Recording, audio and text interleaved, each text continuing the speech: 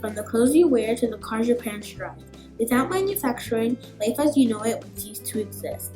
This is Mike, and he is going to explain Sealed Air's paper making process. We're a 100% recycled paper mill. Our raw materials come from box shops and from envelope plants. We then take that material and put it into a pulper, which is like a wearing blender. We then take that stock and run it through some cleaning equipment. It goes into our press section. The paper serpentines up and down from dryer to dryer, so we dry one side and then the other. At the end of the paper machine, we make what's called a master reel, and from that point, the paper is now completely made, and we cut it into the rolls that our customer wants.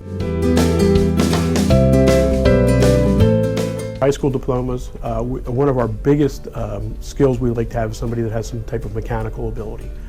So if you like to work on cars or those kind of things, that's one of them.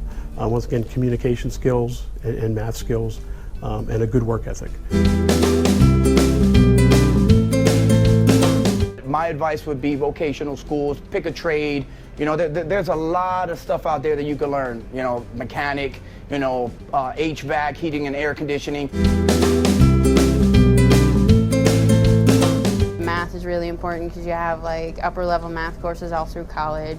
Science is important because we end up doing chemistry just about the whole 4 years you're there.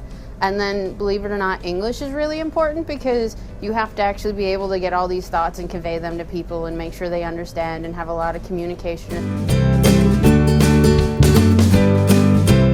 As we move forward, everything's changing. They're upgrading things. We're not like when I started back in 2000, this machine was totally different.